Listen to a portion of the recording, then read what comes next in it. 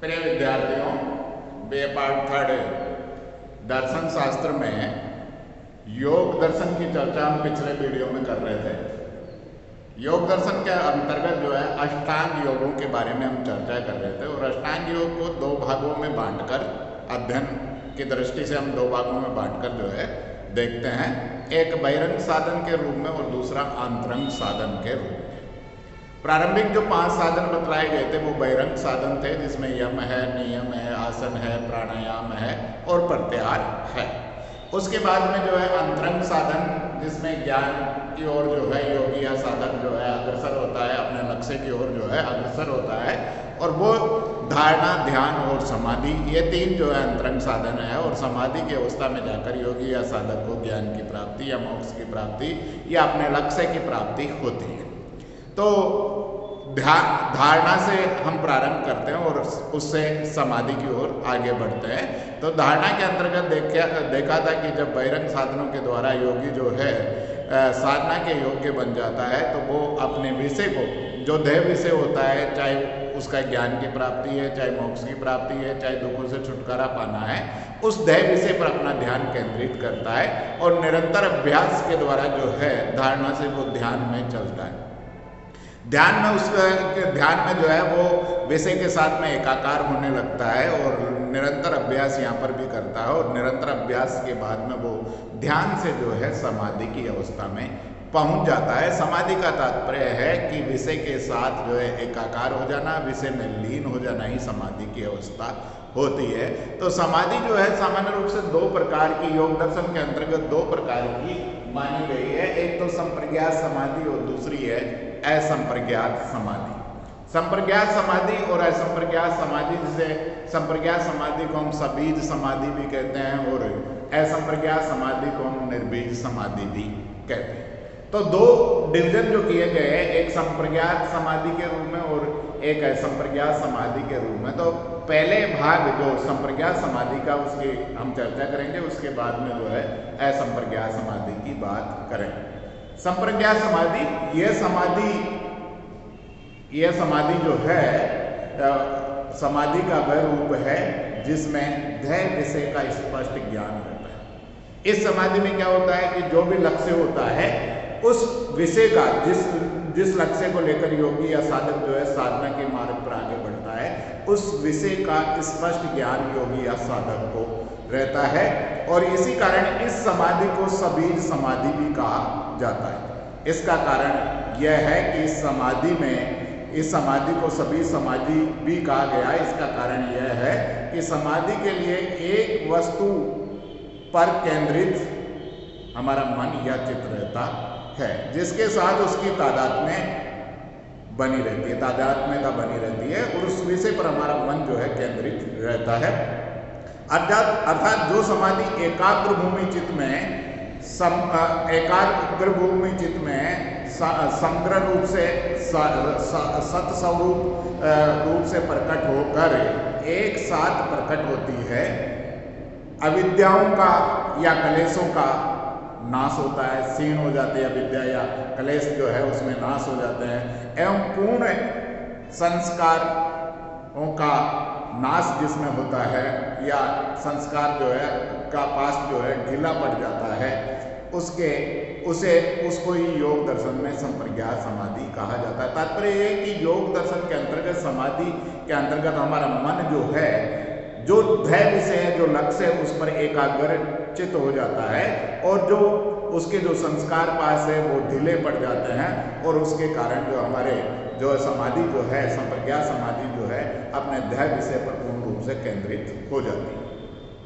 इस एकाग्रचित्त समाधि को या सबीज समाधि को या संप्रज्ञात समाधि का जो मूल कार्य है वो जो है उसके स्वरूप को, चित्त के स्वरूप को जो है प्रकाशित करना, आत्मा के स्वरूप को प्रकाशित करना, या हम यूँ कहें कि कलेशों का नाश करना है। जब तक कलेश बने रहेंगे तब तक जो है समाधि में जो है मोक्ष की प्राप्ति या ज्ञान की प्राप्ति नहीं होती है।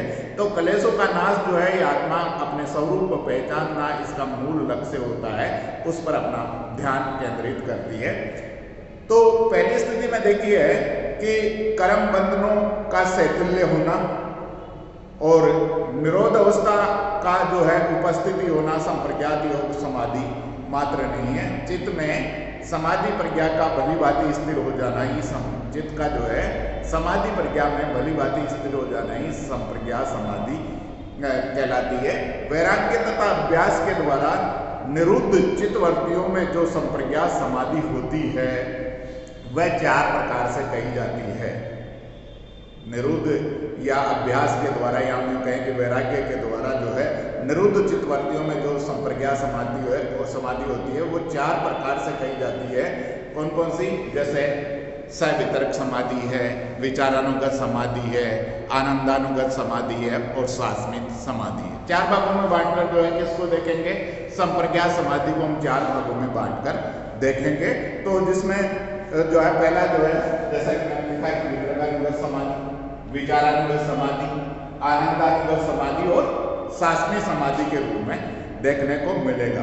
तो ये जो है इन 4 भागों से अनुगत होकर जो समाधि होती है वो वही जो है संप्रज्ञात समाधि कहलाती है। एकाग्रमुखी चित्त में समाधि की सिद्धि होने पर 4 होने पर कलेशों के मूल नाशकारिणी में जो प्रवृत्त होती है वही संप्रज्ञात समाधि है। तो समाधि को ध्येय विषय की निरंतर ध्येय विषय, समाधि में जो मूल विषय है ध्येय विषय है कि निरंतर भिन्नता रहने के कारण 4 प्रकार की समाधि की व्याख्या की गई। समाधि की 4, जो कि समाधि की अवस्था में जो है निरंतर भिन्नता देखने को मिलती है और ऐसे कारण से हम जो है 4 प्रकार की जो है अवस्थाओं की संप्रज्ञात समाधि की बात करेंगे, जिसमें सबसे पहला है वितर्कानुगत समाधि। यह समाधि का वह रूप है जिसमें स्थूल विषय पर ध्यान लगाया जाता है, अर्थात विशेष रूप से तर्कणा की अवधारणा को ही वितर्क कहते हैं। इसमें युक्त निरोध का नाम, इसमें जो युक्त जो रोकना है निरोध का नाम वितर्कानुगत समाधि है। इस समाधि में चित्त का आलंबन यानी होना विषय स्थूल होता है। इसका जो विषय होता है स्थूल विषय होता है, जैसे कोई मूर्ति हुई, कोई विराट स्वरूप हुआ, 5 भौतिक विषय हुआ, सूर्य हुआ, चंद्रमा हुआ, शरीर हुआ, इंद्रियां हुई आदि। अर्थात जो सवितर्कानुगत समाधि है या विचारानुगत समाधि है, इसके अंतर्गत योगी या साधक जो है अपने स्थूल शरीर पर ध्यान केंद्रित करता है, जिसमें मैंने बहुत सारी चीजें आप लोगों को बताई है। जैसे कोई मूर्ति हो सकती है, विराट स्वरूप हो सकता है, 5 भौतिक तत्व भी हो सकते हैं, हमारा जो स्थूल शरीर है, सूर्य है, चंद्रमा आदि। तो योगी या साधक जो है अपने स्थूल शरीर पर ध्यान केंद्रित करता है और योगी या साधक जब तक अपने ध्यान को इस स्थूल शरीर से पृथक नहीं करेगा तब तक उसे अपने लक्ष्य की प्राप्ति नहीं होती है। तो विचारानुगत समाधि, वितर्कानुगत समाधि के का मूल ध्येय जो है उसका स्थूल शरीर पर ध्यान केंद्रित करना होता है और धीरे धीरे योगाभ्यास के द्वारा योगी या साधक जो है उस पर पूर्ण रूप से सफल हो जाता है। और जब वो सफल हो जाता है अर्थात स्थूल विषय का योगी जो है लोप कर देता है तो वह जो है विचारानुगत समाधि के अंतर्गत पहुंचेगा। तो यहाँ पर सामान्य रूप से हम देखें कि जो हमारी वितर्कानुगत समाधि थी उसको भी हम 2 भागों में बांट कर देखेंगे कि एक सवितर्क समाधि है, एक निर्वितर्क समाधि है। सवितर्क समाधि में स्थूल विषय जैसे शब्द है उनका शब्द के वाच्य रूप में समाधि प्रज्ञा का विषय होता है, उसमें उसी समाधि को हम सवितर्क समाधि कहते हैं। निर्वितर्क समाधि, इसमें शब्द तथा ज्ञान रहित केवल अर्थमान का साक्षात्कार होता है, अर्थात वितर्कहीन समाधि को निर्वितर्क कहते हैं। उसके बाद में हम जो सेकंड पार्ट देखेंगे, सेकंड जो विभाजन किया गया था वो विचारानुगत, पहले तो वितर्कानुगत हो गया, अब विचारानुगत। जो वितर्कानुगत था उसका मूल ध्येय था स्थूल शरीर पर ध्यान करना, जैसे मूर्ति पर हम ध्यान केंद्रित करते हैं उसी तरह से विचारानुगत समाधि, ये समाधि का वह रूप है जिसमें सूक्ष्म विषय पर ध्यान केंद्रित किया जाता है। पहले जो है किस पर ध्यान केंद्रित किया गया था?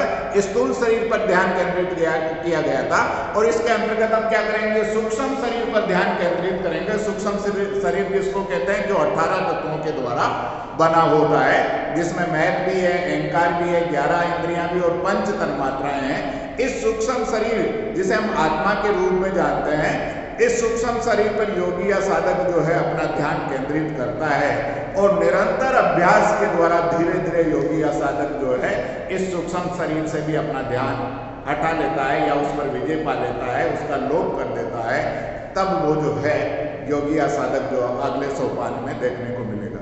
तो विचारानुगत समाधि जिसमें सूक्ष्म शरीर पर ध्यान लगाया जाता है, कभी कभी तन्मात्राओं मात्राओं पर भी, कभी कभी तन्मात्राएं भी ध्यान का विषय हो सकती है। तो ऐसी स्थिति में पंच तन्मात्राएं, सूक्ष्म इंद्रियां हैं, ये समाधि स्थूल विषयों से रहित होती है, परंतु विचार, आनंद, अस्मिता से अनुभूत होती है। जब साधक सूक्ष्म विषयों में चित्त स्थिर करके उसका साक्षात्कार करता है, तब उसकी चित्तवृत्ति सूक्ष्म विषयों का साक्षात करने में सक्षम हो जाती है और यह समाधि विचार सहित लगाई जाती है। इसलिए इस समाधि को, यह समाधि जो विचार सहित लगाई जाती है, इसलिए इस समाधि को हम विचारानुगत समाधि के नाम से जानते हैं। विचारानुगत समाधि भी दो प्रकार की होती है, एक सविचार समाधि और दूसरी निर्विचार समाधि। सविचार समाधि है, इस समाधि में बुद्धि के रूप से ग्रहण योग्य उदित धर्म विशिष्ट सूक्ष्म भूत आलंबन स्वरूप होकर समाधि प्रज्ञा में आरूढ़ होती है और इसमें शब्द तथा देह वस्तु का साक्षात्कार होता है। और निर्विचार समाधि, इसमें शब्द तथा ज्ञान रहित देह वस्तु का साक्षात्कार होता है। सविचार में कुशलता होने पर जब शब्दादि में संकीर्ण स्मृति हट जाती है, केवल विषय मान की समाधि होती है। इस प्रकार जो है विकल्पहीन जो है देह भागों में जब चित्त पूर्ण रूप में रहता है तो उसे निर्विचार समाधि कहते हैं। इसके बाद में जो है आनंदानुगत समाधि के रूप में पहले हमने क्या देखा, सवितर्क समाधि में स्थूल वस्तु पर ध्यान केंद्रित किया, चाहे वो शरीर पर किया हो, चाहे मूर्ति पर किया हो, चाहे सूर्य पर, चंद्रमा पर किया हो या पंचमहाभूतों पर किया हो।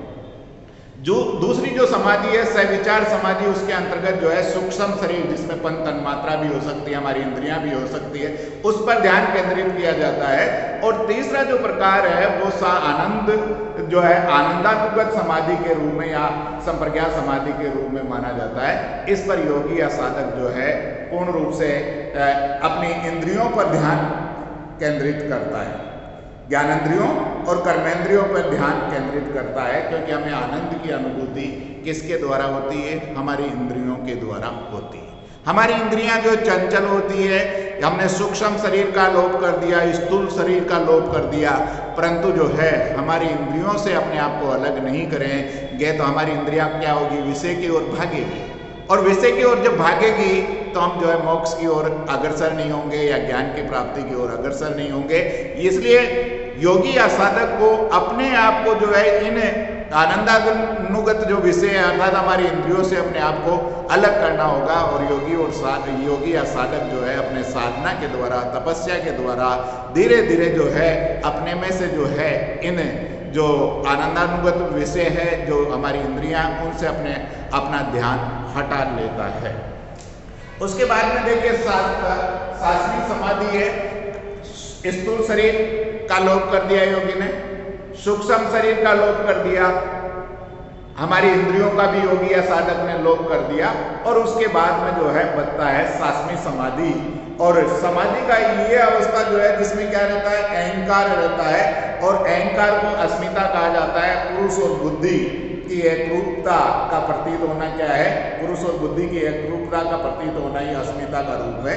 इसके अंतर्गत जीव तथा ईश्वर में भेद मिटाकर जो है इस प्रकार का ज्ञान रहता है, इसमें अहंकार मात्र रहता है। तो इसमें जब तक हम अहंकार का लोप नहीं करेंगे, जब तक अहंकार का नाश नहीं करेंगे, तब तक योगी या साधक को मोक्ष की प्राप्ति संभव नहीं है। तो शास्त्रीय समाधि के अंतर्गत जो मूल विषय होता है, योगी या साधक का जो केंद्रित विषय होता है वो अहंकार होता है। और जब तक अहंकार का लोप नहीं किया जाता तब तक ज्ञान की प्राप्ति नहीं होती।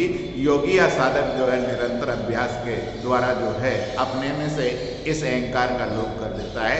और जब अहंकार का लोप हो जाता है तो उसे ज्ञान की प्राप्ति होती है और वो संप्रज्ञात समाधि से असंप्रज्ञात समाधि में पहुंच जाता है। तो यहाँ इस वीडियो के अंतर्गत आपको जो है समाधि का जो पहला प्रकार है जो कि संप्रज्ञात समाधि है, और संप्रज्ञात समाधि जिसमें दैव विषय पर जो है योगी या साधक का ध्यान केंद्रित हो जाता है, उसका स्पष्ट ज्ञान उसे रहता है, और उस वह जो है स्थूल शरीर पर, सूक्ष्म शरीर पर, इंद्रियों पर या अहंकार पर अपना ध्यान केंद्रित करके उन विषयों का लोप करके जो है अपने आप को जो है ज्ञान की ओर अग्रसर करता है। तो संप्रज्ञात समाधि पर जब वो सफल हो जाता है तो संप्रज्ञात से किस में पहुंच जाता है? असंप्रज्ञात समाधि में पहुंच जाता है। तो अगले वीडियो के अंतर्गत आप लोगों को हम असंप्रज्ञात समाधि के बारे में विस्तृत रूप से चर्चा करेंगे। धन्यवाद।